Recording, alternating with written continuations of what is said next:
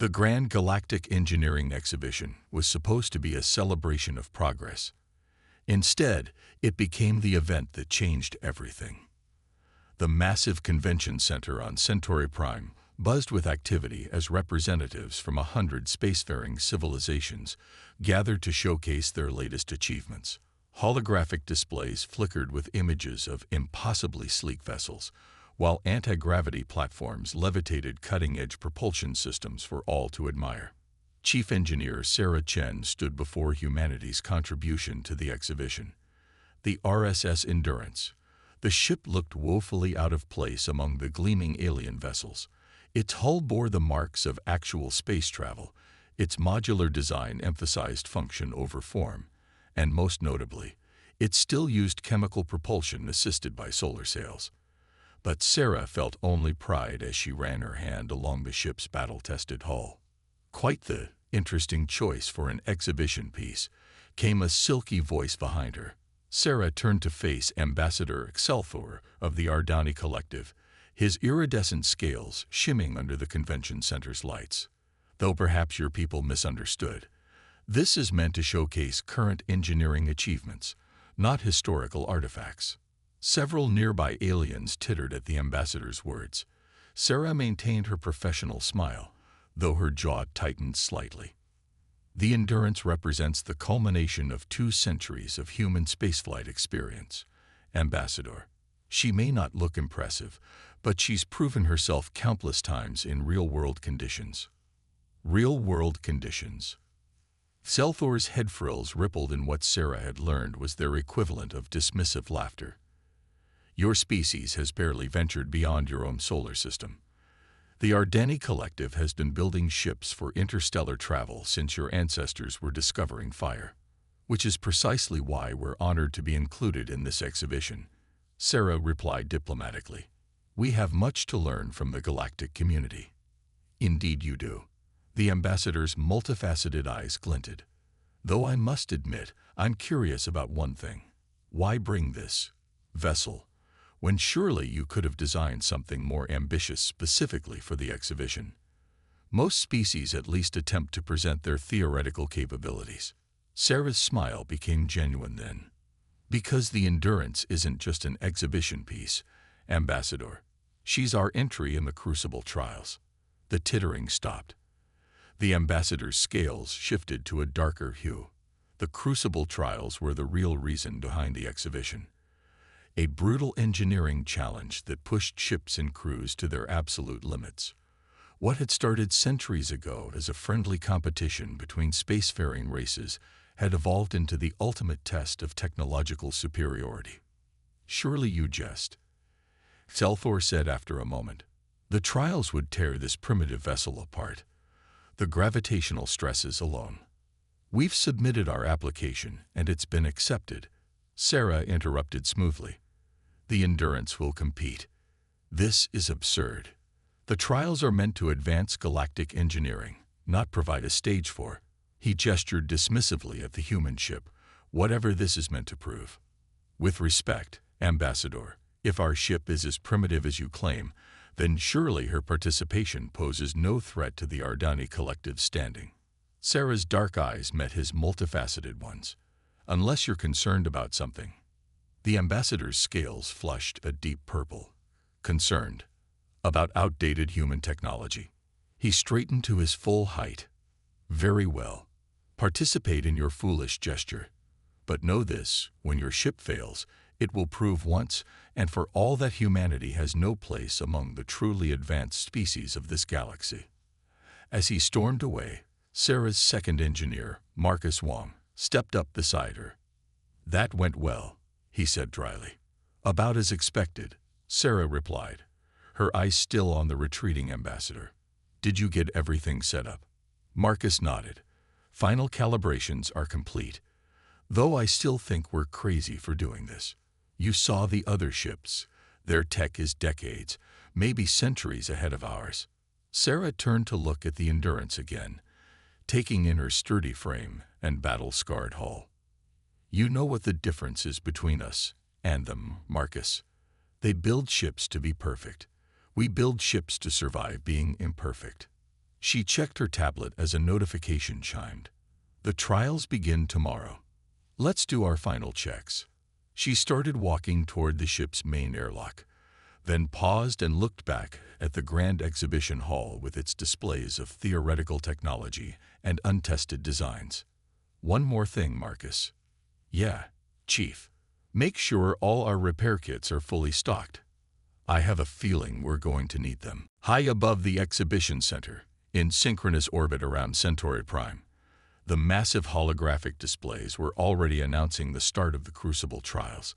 Humanity's inclusion in the competition had become the talk of the gathered species, most treating it as an amusing novelty at best, or an insulting joke at worst.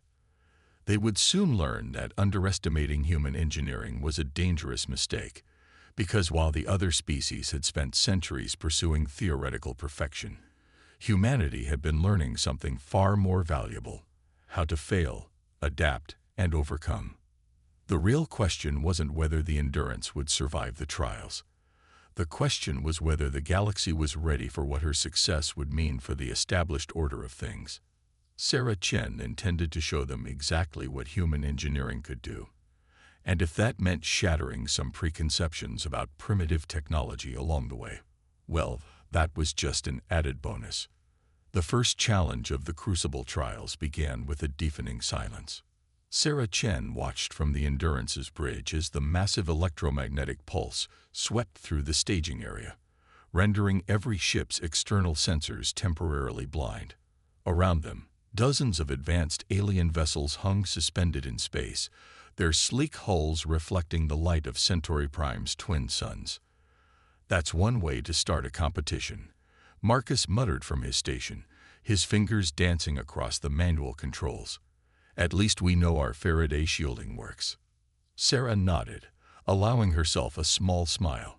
The Endurance's robust electromagnetic shielding, a necessity for long-term solar sail operations, had protected their core systems from the pulse.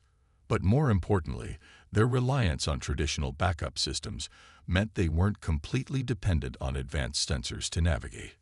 Status report, she called out, her eyes fixed on the old-fashioned periscope display, a piece of equipment the alien engineers had mocked during inspection. Main power at 98%. Backup systems ready. Hull integrity nominal, Marcus replied. Though our neighbors don't seem to be doing as well. Through the periscope, Sarah could see several of the alien vessels drifting slightly off their designated positions. The pulse had apparently affected their automated stabilization systems more severely than anticipated. The Ardani Collective's flagship, the Celestial Harmony, was particularly struggling, its revolutionary quantum positioning system clearly disrupted by the unexpected electromagnetic interference. All vessels, proceed to the first trial zone, came the announcement over the general frequency. Navigation coordinates are being transmitted via tight beam laser communication. Well, that's considerate of them, Sarah remarked, using the one communication method that wasn't affected by their own pulse. She turned to her navigation officer, Lisa Patel. How are we looking? Lisa was already plotting their course using both the provided coordinates and old-fashioned stellar navigation as backup. Course plotted, Chief. Though, you might want to see this. Sarah moved to Lisa's station, studying the displayed coordinates. The first trial zone was positioned inside an intense radiation belt around one of Centauri Prime's outer gas giants. The journey there would take them through a debris field thick with metallic asteroids, precisely the kind of environment that would play havoc with advanced sensor systems. They're testing adaptability, Sarah realized. How well ships and crews can function with compromised systems. She straightened up, a determined glint in her eye. Good thing we practice flying under these conditions every time we pass through the Kuiper Belt. The Endurance's engines rumbled to life. Actual fusion-driven chemical engines, not the near-silent quantum drives used by most advanced species. The vibration was noticeable, almost crude by galactic standards. But to Sarah, it felt like a heartbeat, strong, reliable, and most importantly, predictable. All stations, ready for departure, she announced. Let's show them what primitive technology can do. The journey to the trial zone quickly turned into a masterclass in space navigation. The debris field was worse than initial scans had suggested, with magnetic properties that created localized distortions in sensor readings. Several alien vessels, relying heavily on their automated systems, were forced to proceed at a crawl, their advanced computers struggling to plot safe trajectories through the chaos. The Endurance, however, moved with surprising grace for such an allegedly primitive vessel. Its modular design allowed for quick adjustments to power distribution. Reinforcing shields were needed while maintaining steady propulsion. The human crew worked in perfect synchronization, years of practical experience evident in their handling of the ship. Incoming. Marcus called out as a particularly large asteroid tumbled toward them, its surface gleaming with magnetic ore that would have played havoc with more sensitive equipment. Port thrusters, 30%. Sarah commanded. Lisa, adjust course heading -15 degrees. The Endurance responded immediately, the simple chemical thrusters providing precise, predictable thrust that nudged them clear of the asteroid's path. No quantum uncertainty, no complex calculations, just basic Newtonian physics executed perfectly. Chief, Marcus called out, his voice tight with concern. You need to see this. On the long-range optical scanners, technology considered quaint by galactic standards, but remarkably reliable, they could see the celestial harmony attempting a similar maneuver. The alien vessel's quantum drive flickered as it tried to make minute position adjustments, its advanced systems clearly struggling with the magnetic interference. They're fighting their own technology, Sarah realized. The quantum drives, while incredibly efficient in normal space, became unpredictable in areas of intense electromagnetic activity. The more the ship's computers tried to compensate, the worse the problem became. Should we offer assistance? Lisa asked, watching as the alien vessel's movement became increasingly erratic. Sarah hesitated. The rules of the trials didn't explicitly forbid cooperation between vessels, but she knew the Ardeni would consider any offer of help from humans to be an insult. Before she could decide, the celestial harmony's quantum drive suddenly surged, caught in a magnetic eddy. The ship lurched sideways, directly into the path of an oncoming asteroid cluster. Open emergency channel, Sarah ordered instantly. Celestial harmony, this is RSS Endurance. Recommend immediate full reverse on conventional thrusters. For a moment, there was only static on the channel. Then, Ambassador Excelthor's voice came through, strained but dignified. Endurance, we appreciate your concern, but our quantum drive systems are more than capable of. His transmission cut off as the celestial harmony's primary power grid overloaded, its systems overwhelmed by the magnetic interference. The ship's elegant form was now drifting helplessly toward certain destruction. Sarah Chen made her decision. Marcus, plot an intercept course. Lisa, redirect power to forward shields. We're going to show them exactly what primitive technology can do in the right hands. The Endurance's engines roared to life, pushing the ship forward into the debris field. The galaxy was about to learn an important lesson about the value of simplicity, reliability, and human ingenuity. And Sarah had a feeling this was only the beginning. Time seemed to slow as the Endurance cut through the debris field, its engines straining against the pull of physics. The celestial harmony's elegant form tumbled ahead of them, its quantum systems rendered useless by the magnetic interference. Behind them, other competition vessels hung back, their crews unwilling or unable to risk their advanced ships in such hazardous conditions. Impact in 40 seconds. Marcus called out, his hand steady on the controls despite the tension in his voice. Sarah's mind raced through calculations. The celestial harmony's drift pattern was taking it directly into the densest part of the asteroid field. Their advanced hull materials might survive a few hits, but without power to their shields, they wouldn't last long. Lisa, give me everything you can from the port thrusters. We need to match their spin. Sarah's fingers flew across her console, making minute adjustments to their approach vector. Marcus, prepare the emergency tether. The tether. Marcus looked up sharply. Chief, that's meant for pulling debris. If we try to anchor to their hull is comprised of quantum-locked alloys. Sarah finished. I know, but it's either that or watch them get torn apart. Through the view screen, they could see the celestial harmony more clearly now. Its once pristine surface was already showing signs of damage from smaller debris impacts. More concerning were the fluctuating energy patterns visible across its hull, the quantum-locked materials that made the ship nearly indestructible under normal conditions were now working against it, creating unpredictable reactions to the magnetic field. 20 seconds to impact.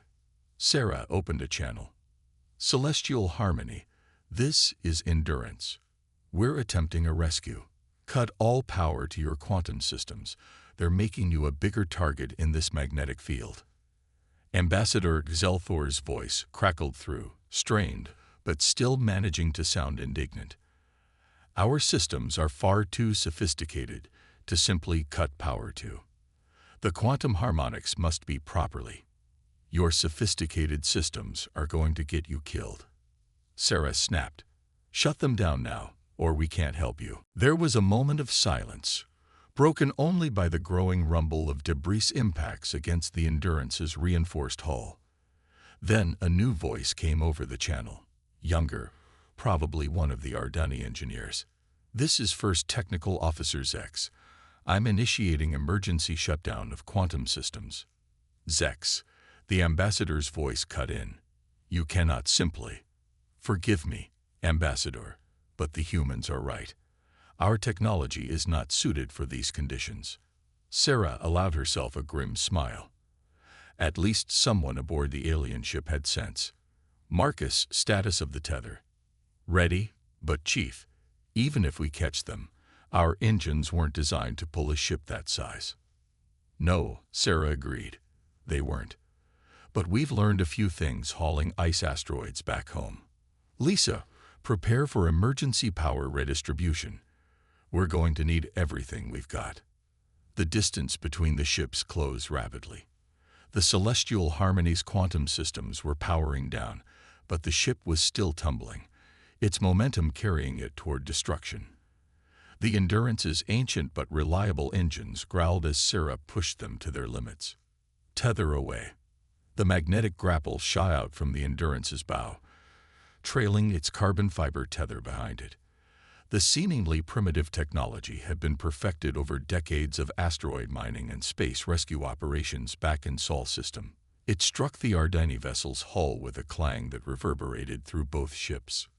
Contact, Marcus shouted. But the magnetic field is interfering with the lock. We're getting power fluctuations in the tether mechanism.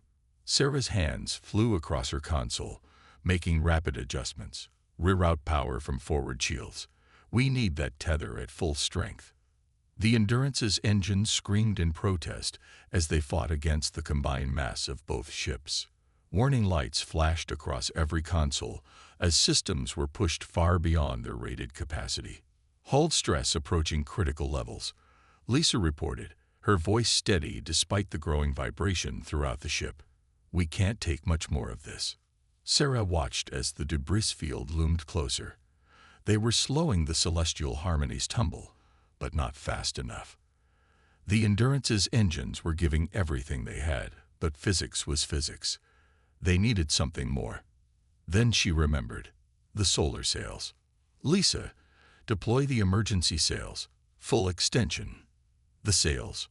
Marcus looked at her like she'd lost her mind. In this debris field. Just do it. The Endurance's massive solar sails unfurled like great wings, their smart fabric surface immediately beginning to interact with the radiation and magnetic fields that permeated the area. It was an insane risk. The sails were vulnerable to debris impacts and were never meant to be used in such conditions. But Sarah had learned long ago that sometimes the best solutions weren't the most elegant ones. The effect was immediate. The magnetic field that had been causing them so much trouble now caught the sails, creating drag that helped slow both ships. More importantly, the sails' interaction with the field generated an electromagnetic buffer, deflecting smaller debris away from both vessels. "It's working," Lisa called out, relative velocity dropping. "We're going to clear the debris field." On the command channel, they could hear exclamations of disbelief from the Ardani crew as they watched the primitive solar sails accomplish what their quantum technology could not. When they finally cleared the danger zone, both ships' crews were exhausted. The Endurance's engines had been pushed well beyond their design limits, the solar sails were tattered, and half their systems were running on backup power. But they had survived. More importantly, they had succeeded where the most advanced ships in the galaxy had feared to try. "Endurance," Zelthor's voice came through, subdued. "We appear to be in your debt." Sarah looked at the damage reports flooding her screen, at her tired but proud crew, at the tattered solar sails that had helped save 2 ships using principles of physics that predated human spaceflight. "No, Ambassador," she replied. "We're all just engineers here. Some of us just remember that sometimes the old ways work best." As rescue ships from the trial organizers approached, Sarah couldn't help but smile. They had just demonstrated something the galaxy had forgotten: that true innovation isn't always about having the most advanced technology.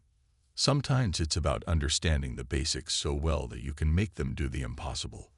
The rescue of the Celestial Harmony changed everything, though not in the way anyone expected. As the Endurance limped back to the trial staging area, its tattered solar sails carefully furled and its overtaxed engines cooling, the galactic media was already broadcasting footage of the incident. The sight of a primitive human vessel saving one of the most advanced ships in the galaxy had captured everyone's attention. Sarah Chen stood in the Endurance's engineering bay, surveying the damage while her crew conducted repairs.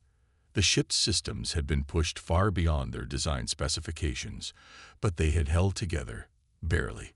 That was the beauty of human engineering. It wasn't about building something that would never break, but about building something that could be fixed when it did. "Chief," Marcus called from where he was replacing a burned-out power coupling. "You might want to see this." He held up his tablet, showing a live feed from the exhibition center. Technical teams from various species were gathered around holographic displays of the Endurance's rescue maneuver, analyzing every detail. But instead of the expected dismissal of human technology, the conversations were different this time. Fascinating redundancy in their power systems, one alien engineer was saying, gesturing at a diagram. "See how they can reroute through multiple pathways. It's inefficient by our standards, but..." "And the solar sail deployment," another added. "Using magnetic field interactions for emergency maneuvering. It's so elementary, yet we never considered it." Sarah watched the feed with mixed emotions. "They're missing the point," she said finally. "It's not about the technology itself. It's about..." A chime from the ship's comm system interrupted her. "Chief Engineer Chen," the message came through. "Your presence is requested at the trial committee's emergency session." Sarah exchanged glances with Marcus. This was unexpected. The trials were supposed to continue for several more days, with increasingly difficult challenges. Had their unorthodox rescue attempt somehow disqualified them? When she arrived at the committee chamber, she found not just the trial judges but representatives from nearly every major spacefaring species. Ambassador Excelthor was there too, his scales now a subdued shade of blue that Sarah hadn't seen before. Chief Engineer Chen, the head judge, a being of pure energy contained within an ancient environmental suit, began. "Your actions during today's trial have prompted considerable discussion." Sarah stood straight, ready to defend her decisions. The rescue attempt was not explicitly forbidden by the trial rules, and... "This is not about rules," the judge interrupted. "This is about understanding. Please, explain to us why your ship succeeded where others would not attempt." Sarah took a deep breath, considering her words carefully. This wasn't just about the Endurance anymore. This was about humanity's place in the galactic community. "We succeeded because we failed," she said finally. A murmur went through the assembled aliens. The judge's energy form flickered in what might have been confusion. "Clarify. Every system on the Endurance, every design choice, Every procedure we follow, they all come from learning from failure. We don't build our ships to be perfect. We build them to survive being imperfect. She gestured to the holographic display showing their rescue attempt. Those backup systems you're all analyzing. They exist because something went wrong once, and we decided to make sure we had options when it happened again. The manual controls. Because we learned automated systems can fail. The solar sails. Because sometimes you need a solution so simple it can't go wrong. But such design philosophy is inefficient. One of the alien engineers protested. The energy wastage alone. Yes, Sarah agreed. It's inefficient. It's inelegant. It's redundant. And that's exactly why it works. Space is harsh and unforgiving. No matter how advanced your technology is, something can always go wrong. The difference is, when our systems fail, we can fix them. When they break, we can rebuild them. We don't need quantum harmonics or zero-point energy to solve every problem. The room fell silent as her words sank in. It was Ambassador Excelthor who finally spoke, his voice carrying none of its previous condescension. When our quantum systems failed, he said slowly, we were helpless. Our technology had become so advanced that even our engineers no longer fully understood its fundamental principles. But your crew, you understood exactly what you were doing, at every moment. Because we had to, Sarah replied simply. We couldn't rely on technology we couldn't fix ourselves. The head judge's energy form pulsed thoughtfully. The purpose of the Crucible trials, it said, has always been to advance galactic engineering. We assumed this meant pushing the boundaries of technology ever forward. Perhaps we have been advancing in the wrong direction. Sarah watched as the assembled aliens began to discuss among themselves, their previous dismissal of human engineering replaced by genuine curiosity. She could see it in their gestures, hear it in their voices. They were beginning to understand what humanity had known all along. Real innovation wasn't about having the most advanced technology. It was about understanding your tools so well that you could make them do the impossible when you needed to. As she left the chamber, her tablet chimed with a message from Marcus. Chief, you need to see this. The other ships, they're requesting our help with repairs. Sarah smiled. The tide was turning, but this was just the beginning. The galaxy was about to learn that humanity had a lot more to teach them about the true meaning of engineering. 1 year after the Crucible trials, the RSS Endurance docked at the newly established Galactic Engineering Academy on Centauri Prime. The ship's scared hull and patched solar sails stood in stark contrast to the sleek architecture of the Academy, but nobody mocked its appearance anymore. If anything, those marks of survival had become badges of honor. Sarah Chen walked through the Academy's halls, now filled with students from hundreds of species. The walls displayed historical engineering achievements from various civilizations, and she couldn't help but smile at the newest addition, a holographic recreation of the Endurance's rescue of the Celestial Harmony. The students are eager to begin today's lesson. Chief Engineer Chen, said Professor Zex, formerly first technical officer of the Celestial Harmony. After the trials, he had been one of the first to advocate for the creation of this academy, where both advanced and primitive engineering principles could be studied together. Just Sarah is fine, she replied, following him into the lecture hall. The room was packed with alien engineers, some so advanced they had to use environmental suits to interact with physical matter, others still working with technology, only slightly more advanced than humanity's. All of them were here to learn. Today's topic, Sarah began, facing the diverse crowd, is something we humans call Murphy's Law, the principle that anything that can go wrong will go wrong, and more importantly, how to design with that in mind. The assembled engineers leaned forward, their attention focused. A year ago, such a lecture would have been dismissed as primitive thinking. Now, it was considered essential knowledge. The rescue during the trials wasn't just about saving one ship, she continued. It was about demonstrating a fundamental truth that many had forgotten. Technology is a tool, not a solution. The more complex the tool, the more ways it can fail. She brought up a holographic display showing the Endurance's various systems. Every backup, every redundancy, every manual override on our ship exists because we assumed failure was not just possible, but probable.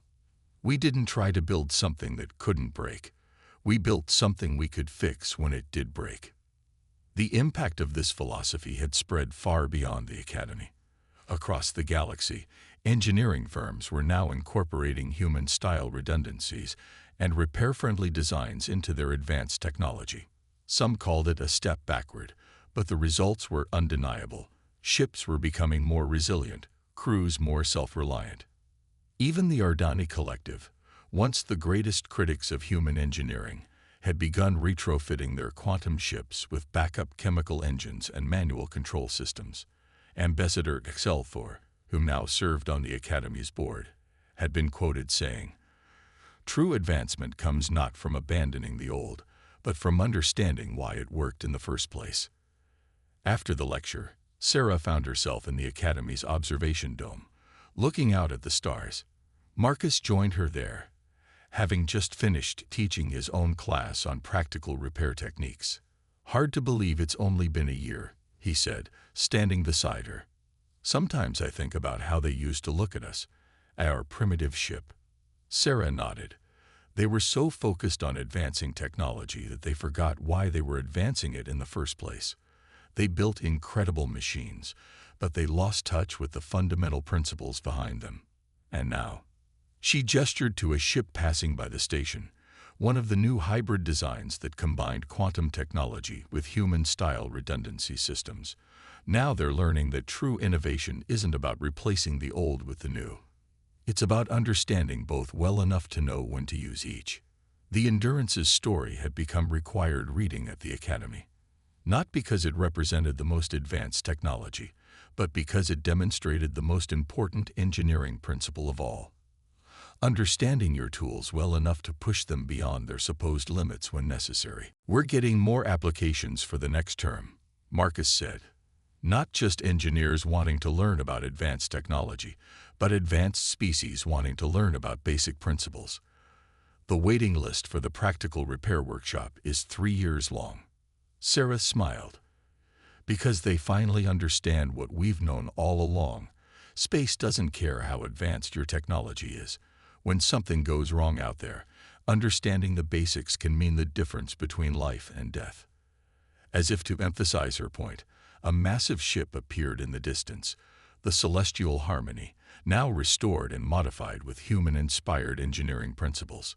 Its quantum drive still powered it through space, but now chemical thrusters provided backup propulsion. Its automated systems were still state-of-the-art, but manual overrides had been added throughout. "Chief," Marcus said suddenly, checking his tablet, "the Trials Committee just announced next year's competition. They're changing the format. Instead of just testing advanced technology, they're adding challenges that can only be solved with," how did they phrase it? "Fundamental engineering principles and practical problem-solving skills." Sarah laughed. "In other words, they want to see if all these advanced species have actually learned anything from our primitive approach." The stars twinkled beyond the dome, each one representing countless worlds and species, all with their own approaches to engineering and technology. But they were beginning to understand what humanity had learned through centuries of trial and error: that sometimes the most advanced solution isn't the best solution. The Endurance's legacy wasn't just about saving one ship or winning one competition. It was about reminding the galaxy that progress isn't always about moving forward. Sometimes it's about remembering the lessons of the past, about understanding the basics so well that you can make them do the impossible. As Sarah watched another class of engineers file into the Academy, she knew that humanity had found its place in the galaxy, not as the most advanced species, but as the ones who remembered that the foundation of all technology, no matter how advanced, was understanding how to make it work, and more importantly, how to fix it when it didn't. The future of galactic engineering would be built on this principle, and humanity would help lead the way, one practical solution at a time.